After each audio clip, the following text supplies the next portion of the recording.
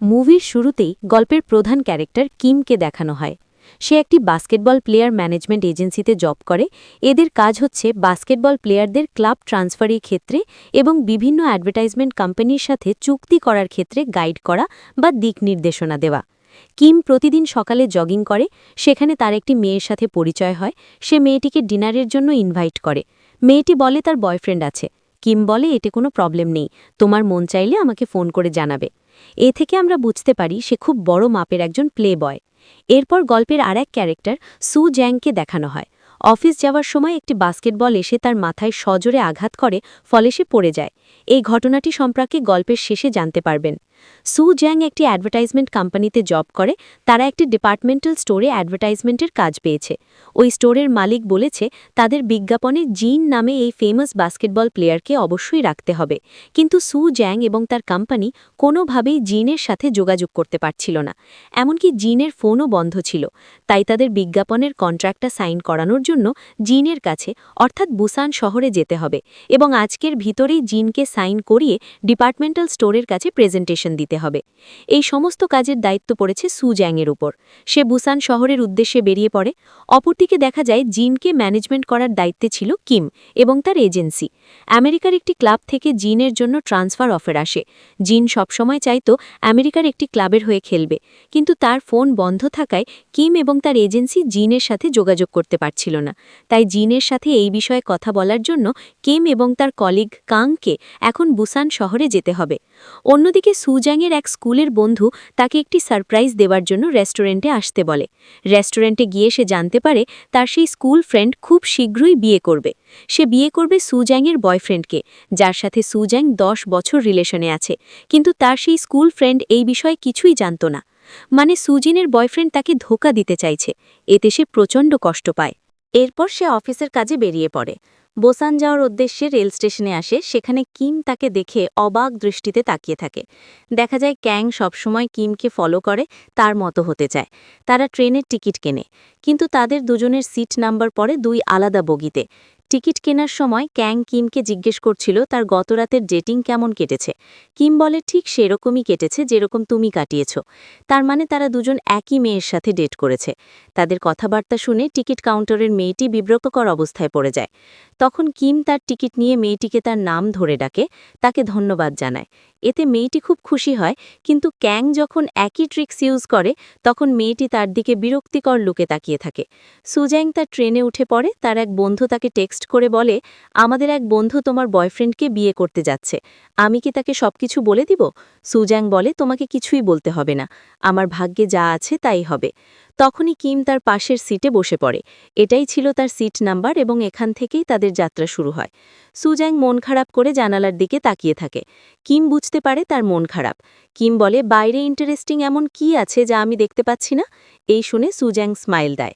এরপর Kim breakfast করছিল। সে সুজ্যানকে sandwich offer করে।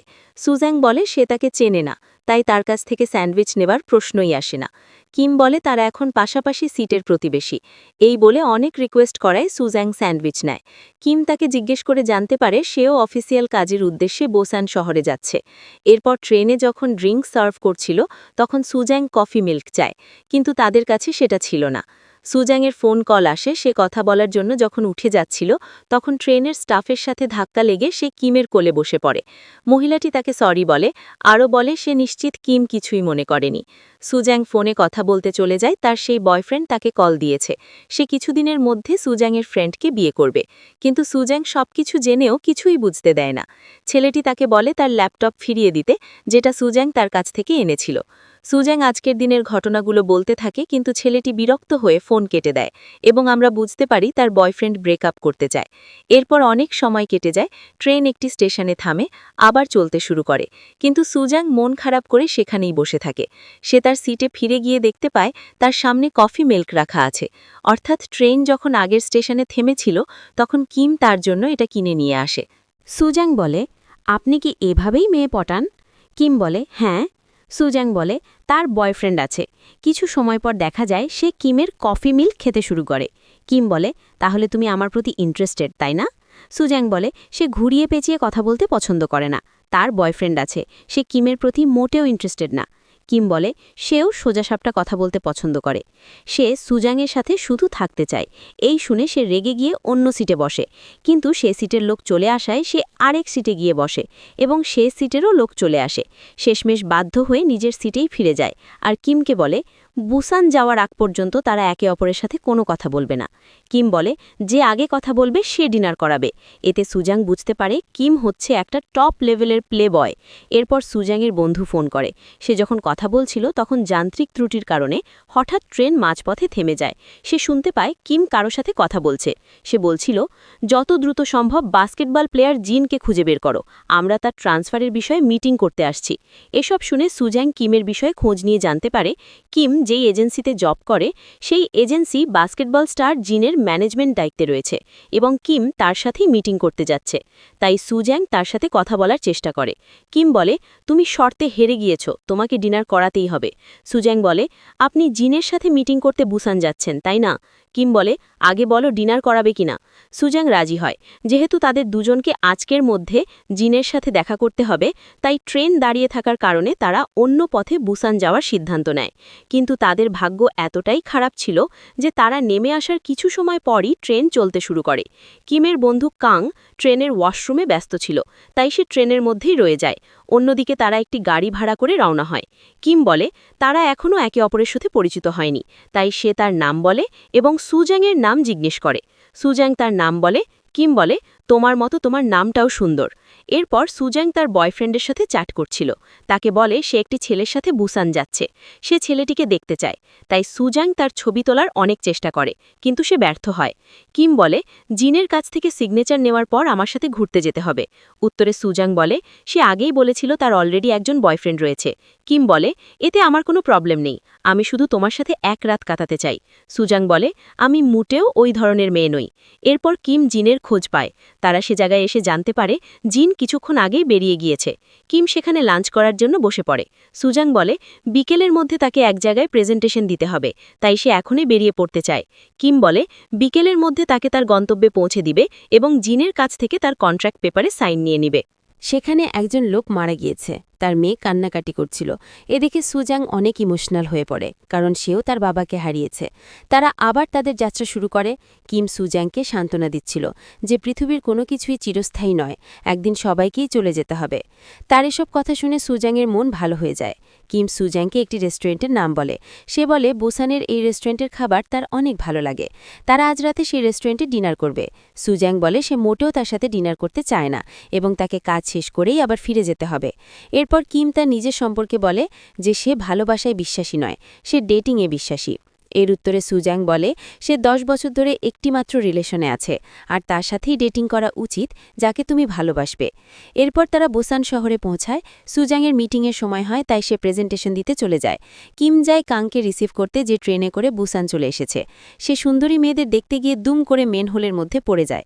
ওইদিকে প্রেজেন্টেশন দিতে গিয়ে সুজাং তার ল্যাপটপ খুঁজে পাচ্ছিল না। সে ল্যাপটপে ভিডিও তৈরি করে এনেছিল যা এই কোম্পানিকে দেখাবে। দেখা যায় ল্যাপটপ ছিল কিমের গাড়ির মধ্যে। সে এটা দেখতে পেয়েই গাড়ি ঘুরিয়ে সুজাংয়ের দিকে রওনা হয়, কিন্তু ল্যাপটপ না থাকায় সে প্রেজেন্টেশন দিতে পারছিল না।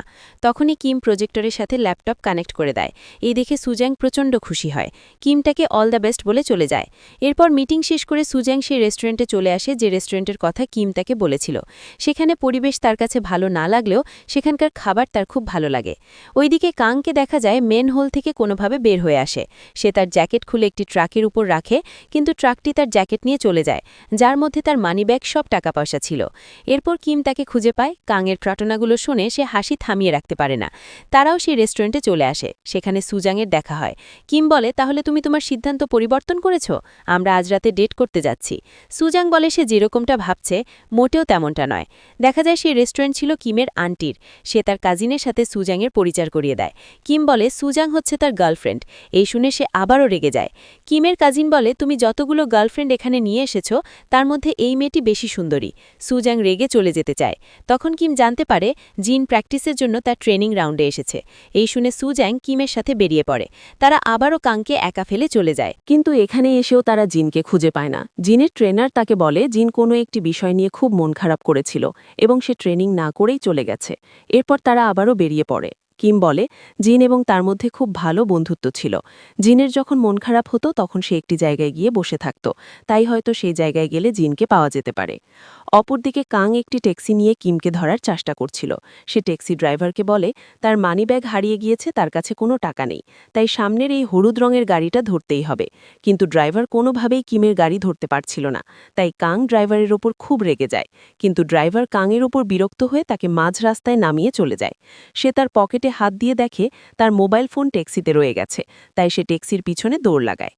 অপরদিকে সুজ্যাং গাড়িতে বাস্কেটবল দেখে বলে, আপনি এই বলটা সবসময় সাথে নিয়ে ঘুরেন কেন? এটা কি আপনার কাছে অনেক স্পেশাল? কিম বলে বলটা সে জিনের কাছ থেকে উপহার পেয়েছে, এটা তার কাছে অনেক স্পেশাল। এরপর তারা পরবর্তী জায়গায় জিনকে খুঁজে পায় না, কিন্তু সেখান থেকে জানতে পারে জিন একটি মেয়েকে খুব পছন্দ করে এবং তাকে ছেড়ে সে আমেরিকার ক্লাবে ট্রান্সফার হতে চায় না। এই বিষয়টি নিয়ে তাদের দুজনের মধ্যে ভিন্ন মতামত ছিল। কিম বলে সে একটি মেয়ের জন্য এত বড় সুযোগ মিস করছে। জিন সত্যি খুব বোকা, এবং সুজ্যাং বলে জিন সঠিক সিদ্ধান্তই নিয়েছে। সত্যিকারের ভালোবাসার জন্য এমন অনেক কিছু স্যাক্রিফাইস করতে হয়। তখন একটি মেয়ে কিমের সাথে দেখা করতে আসে। মেয়েটি ছিল তার সিনিয়র। কিম তার সাথেও ডেট করেছে, কিন্তু এখন মনে করতে পারছে না। তার এই অবস্থা দেখে সুজ্যাংয়ের খুব হাসি পায়। কিম বলে মেয়েটি তাকে পাগলের মতো ভালোবাসে, অথচ দেখা যায় মেয়েটি বিবাহিত, তার একটি বাচ্চাও রয়েছে। কিমের চাপাবাজি বুঝতে পেরে সুজ্যাং তাকে নিয়ে হাসি ঠাট্টা করে। এরপর তারা একটি ডোবার কাছে আসে, যার মাঝখানে একটি প্লেট রাখা ছিল। সবাই প্লেটটির মধ্যে কয়েন ফেলার চেষ্টা করলেও ফেলতে পারছিল না। কিম বলে সে অনেকবার এখানে এসেছে এবং খুব সহজেই প্লেটের মধ্যে কয়েন ফেলতে পারবে, কারণ সে নিজেও একজন ভালো বাস্কেটবল প্লেয়ার ছিল। তার এসব কথাও সুজাংয়ের কাছে চাপাবাজি মনে হয়, কিন্তু দেখা যায় সে খুব সহজেই প্লেটের মধ্যে কয়েন ফেলতে পারছিল। এই দেখে সবাই তাকে অ্যাপ্রিশিয়েট করে। এরপর তারা এক মন্দিরে এসে প্রার্থনা করছিল। কিমকে এক ধ্যানে প্রার্থনা করতে দেখে সুজাং তার প্রতি ইমপ্রেস হয়ে যায়। তখন হঠাৎ বৃষ্টি শুরু হয়। তারা একটি ছাউনির নিচে আশ্রয় নেয়। সুজাং বলে তার খুব ঠান্ডা লাগছে এবং সকাল থেকে হাই হিল পরে থাকার কারণে তার পায়ে খুব ব্যথা করছে। এই শুনে কিম তার ব্লেজার সুজাংকে পরিয়ে দেয় এবং তার পা ম্যাসাজ করে দেয়, আর বলে হাই হিলস পরলে পায়ের অনেক ক্ষতি হয়, তাই এরকম জুতা না পরাই ভালো। কিমের এই ব্যবহারে সুজাং পুরো ফিদা হয়ে যায় এবং তার সাথে ডেট করার সিদ্ধান্ত নেয়। কিম বিয়ার এবং প্রোটেকশন কিনে সুজ্যাং বলে এর অর্ধেক বিল সে দিবে। এরপর তারা একটি হোটেলে যায়। কিম তাকে জিজ্ঞেস করে, তুমি সকালবেলা সম্পূর্ণ অন্যরকম ছিলে, কিন্তু বিকেলের মধ্যে এরকম একটি সিদ্ধান্ত কিভাবে নিতে পারলে? সুজ্যাং বলে কিম হয়তো অনেক মেয়ের সাথে ডেট করেছে, কিন্তু তার প্রতি এমন কেয়ারিং, জেনুইন স্মাইল দেখে সে তার প্রেমে পড়ে গিয়েছে। কিন্তু এই মুহূর্তটা সুজ্যাংয়ের কাছে খুবই আনকমফর্টেবল ছিল। বিষয়টা কিম বুঝতে পেরে তাকে নিয়ে বাহিরে ঘুরতে আসে। কিম বলে, সত্যি তুমি অন্যদের চেয়ে আলাদা। এই কারণেই আমি তোমাকে ধীরে ধীরে পছন্দ করতে শুরু করেছি। আমি তোমার কারণেই নিজের ভুলগুলো বুঝতে পেরেছি। আমি বুঝতে পেরেছি একে অপরের প্রতি ফিলিংস না থাকলে, বিশ্বাস না থাকলে কখনই ইন্টিমেন্ট হওয়া উচিত নয়। এরপর কিম তাকে একটি বাস্কেটবল ক্লাবে নিয়ে আসে। সুজ্যাং সেখানে একটি ছবিতে কিমের ছবি দেখতে পায়। বুঝতে পারে কিম সত্যি বাস্কেটবল প্লেয়ার ছিল। অন্যদিকে কাংকে দেখা যায় সে সবকিছু হারিয়ে শীতের মধ্যে রাস্তায় হেঁটে বেড়াচ্ছিল। প্রচণ্ড ঠান্ডা সহ্য করতে না পেরে সে ডাস্টবিন থেকে একটি সোয়েটার নেয় এবং সেটা নিয়েই ভাব নিয়ে হাঁটতে শুরু করে। অন্যদিকে কিম, সুজ্যাং বাস্কেটবল খেলছিল। তারা দুজন খুব এনজয় করে। প্রচণ্ড টায়ার্ড হয়ে সেখানেই শুয়ে পড়ে এবং ইন্টিমেন্ট হয়। সকালবেলা সুজ্যাং ঘুম থেকে উঠে দেখে কিম গোসল করছে। তখনই সেখানে অনেক লোকজন চলে আসে। কিম টাওয়াল পরা অবস্থাতেই দৌড় লাগায়। তারা দুজন পালিয়ে বের হয়ে আসে। তারা ট্রেন স্টেশনে পৌঁছায়, কারণ সুজ্যাংয়ের যাওয়ার সময় হয়ে গিয়েছে। কিম তাকে প্রমিস করে বলে সে জিনকে বলবে সুজ্যাংয়ের কোম্পানির সাথে অ্যাডভার্টাইজমেন্ট কন্ট্রাক্ট করার জন্য। এরপর তারা একে অপরকে বিদায় জানায়। সুজ্যাং ট্রেনে উঠে পড়ে। দেখা যায় সে কিমকে অনেক মিস করছে। এদিকে কিম জিনকে খুঁজতে বের হয়। অবশেষে তাকে খুঁজে পায়।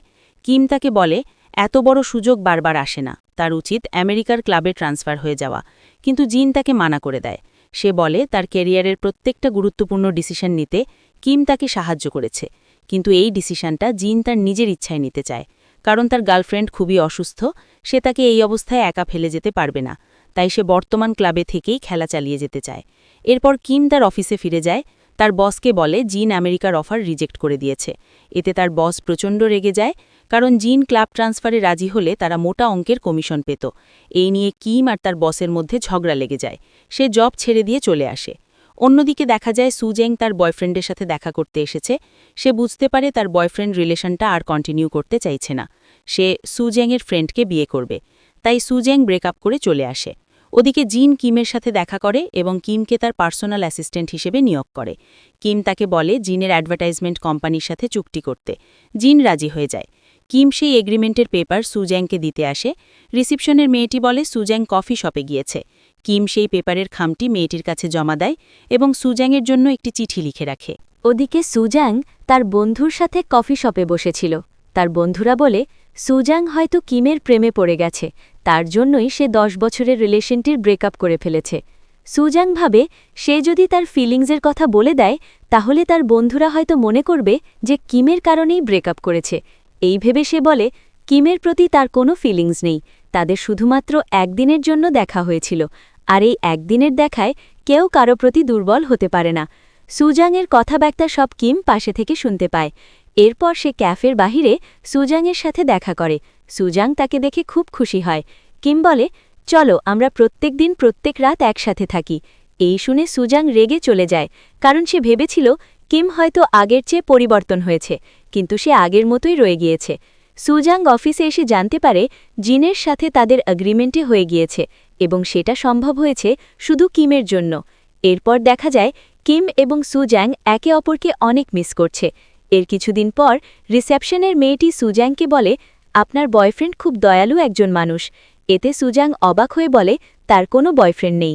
মেয়েটি তাকে একটি ম্যাগাজিনের আর্টিকেল দেখায়, যেখানে লেখা ছিল বাস্কেটবল ম্যানেজার কিম তার এজেন্সি থেকে পাওয়া সমস্ত টাকা চ্যারিটিতে দান করে দিয়েছে। মেয়েটি সুজ্যাংকে বলে, আমি সেই চিঠিটা দেখেছি যাই খামের ভিতর ছিল, সেটা দেখেই বুঝতে পেরেছি সে আপনাকে খুব ভালোবাসে। এই শুনে সুজ্যাং সেই খামটি খুঁজে বের করে। খামের ভিতরে কিমের দেওয়া চিঠিটা দেখতে পায়, যেখানে লেখা ছিল, খুব ভালো হতো যদি আমরা সেই দিনটা প্রত্যেক দিন বারবার ফিরে পেতাম। এই দেখে সুজাং বুঝতে পারে সে ওই দিন কিমকে ভুল বুঝেছিল। আসলে কিম পরিবর্তন হয়ে গিয়েছে, সে সুজাংকে ভালোবাসতে শুরু করেছে। সুজাং তখনই কিমের ট্রেনিং রাউন্ডে চলে আসে। সে জানতে পারে কিমের অন্য শহরে ক্লাব ট্রান্সফার হয়ে যাওয়ায় কিম সেই শহরের উদ্দেশ্যে বেরিয়ে পড়েছে।